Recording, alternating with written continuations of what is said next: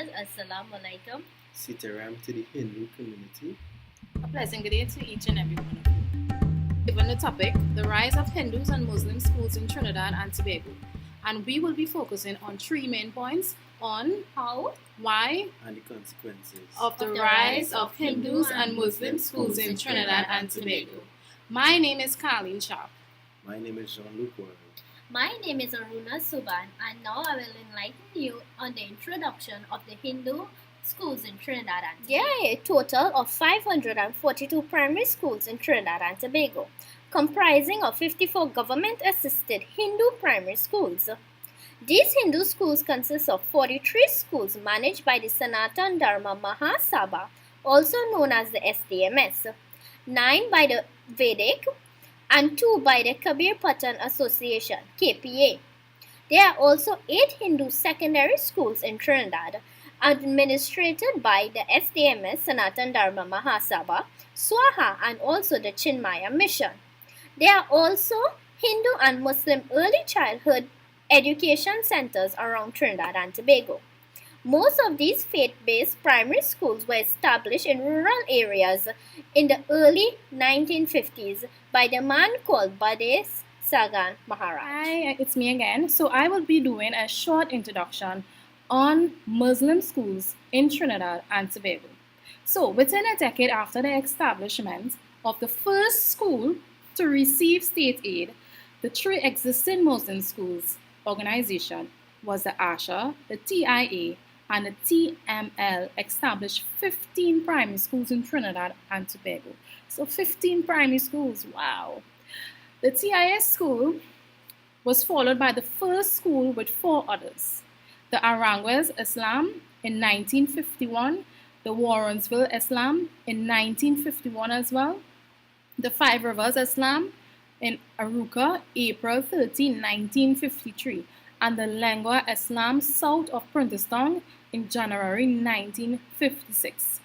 Well, as Aruna had explained, that most of the lands were donated by the Five Rivers Estate for the Tagariga School and the Golden Grand Cocoa Estate for the School of Lengua, right? So they got a lot of donations as well as charity work, as Aruna had mentioned. It applies to the Muslims as well, right? And then we have the Asha School. The first 3 Asha schools were opened in January 1953 in Charleville, Capichaima, and Rio Claro. In 1954, the Barraco Asha School was built. They were followed by schools in Princeton, 1955, San Fernando, 1956, and Point Fortin, 1959. Those schools were intentionally simple structures, built by private funds raised by the local community, meaning that there wasn't any fancy school. All the schools was a bit simple, there wasn't much students because back then the population would have been less compared to now. So the schools was very, very simple compared to the modern time that we live in right now in 2018. In the early 1960s, the ASHA established 2 government-assisted secondary schools, the ASHA Boys College and the ASHA Girls College. There were several attempts by other groups to establish additional primary and secondary schools, but those remained private institutions. The ASHA Boys College started back in 1960 as a private secondary school at the Moss Compound on Mocarapo Street, San Fernando. An independent structure was constructed back in 1962. It continued as a private school until September 1966, when it started receiving state aid. The Asha School started as a private school in Cipero Street, San Fernando. It was then temporarily located at the Moss Compound, at which the Boys College was earlier located. In 1968, it was moved to its present location on 3rd Street. This school was privately run until 1976. The Asha also started a number of private schools. The Asha Girls College in St. Croix, Princeton, at a house belonging to Mr. Abdul, a former Asha leader, and the and the Girls High School in Tunapuna. Those two institutions were forced to close due to high operating costs. The fees received were usually inadequate to pay teachers' salaries. The TML Primary School, which is part of the TIA, was involved in the early struggle for state aid. Therefore, when it was formed, one of the chief aim was to play an active role in the education system of Trinidad. With the help and encouragement of the Minister of Education and Social Service at the time, Mr. Roy A. Joseph, the Trinidad Muslim established its first primary school at San Fernando on the 19th of January 1953. The second school was located on the lower floor of Prince Albert Street Mosque, and the 39th pupil was enrolled in the first day. The second primary school to establish was at Libersville. Lands were donated by Mr. Hussain, located next to Libersville. A relative of Hussain donated the lumber from his sawmill. The local community provided the labor and donation from the community. In the early 1960s, the TML also started a secondary school in Princeton, TML Independence in 1962. The Rio Claro Muslim School opened its door on the 1st of February 1955. The first principal was Mr. Leo.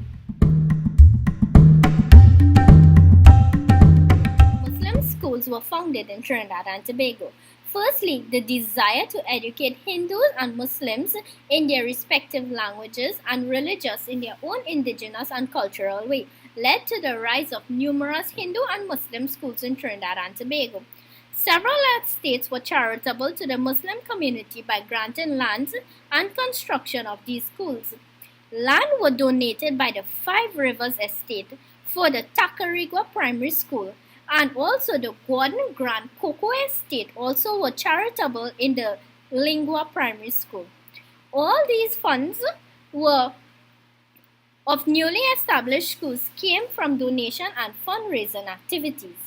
Secondly, the man named Bade Sagan Maharaj used his resourcefulness to build schools to complement the work of the Canadian mission in educating and training the rural isolated people and neglected Indo-Trinidadian communities to achieve social and economic mobility in education. Thank you very much. I now pass you on to Colleen, who will explain to you reasons why the Hindu and Muslim schools were founded in Trinidad and Tobago.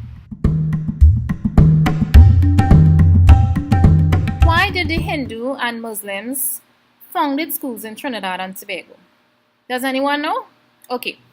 Both Muslims and Hindu leaders recognized the imminent threat of cultural loss, and hence they were motivated to increase their efforts at formal education. Both Hindus and Muslims with resources were eager to establish institutions to cater for educational needs for the community. For several reasons, and not least the desire to maintain their language and cultures, the Hindu and Muslim population wanted to develop their own schools. After the early years of education in the Presbyterian school, the refusal by the government to provide state funding for demonational schools, Hindus and Muslims with resources established schools on land donated to them, and intentionally, in sense, they founded their own religious school. So they really wanted to found their schools because they wanted to keep their people together. I'll pass you on to my colleague where he will give you some consequences on Hindus and Muslims.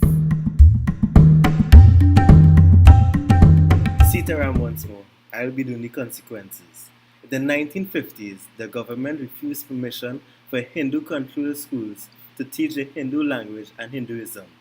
In 1955, Dr. Eric Williams, the Prime Minister of the PNM Party, condemned the attempt to teach Hindu as an act of racism. Muslim schools of the 1950s had a disintegrative effect, but it seems that this time the potential of separate Indian schools was more socially significant.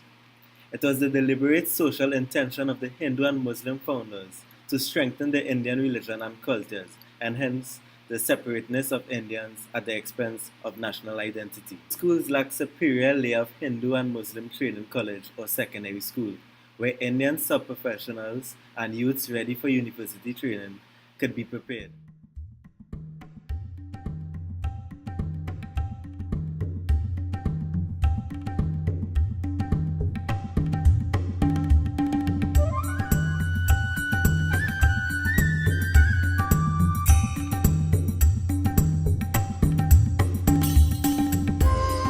Back, we're going to do the conclusion now.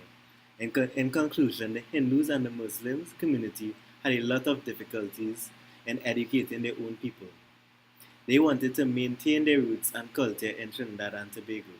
In spite of this, they still managed to achieve educational objectives. For example, Asha Gill's school achieved several scholarships, and also a boy and a girl from Avocat Vedic topped the C results, and Lashmi Gill's college received the Presidential Medal for the last 4 years. Thank you, viewers.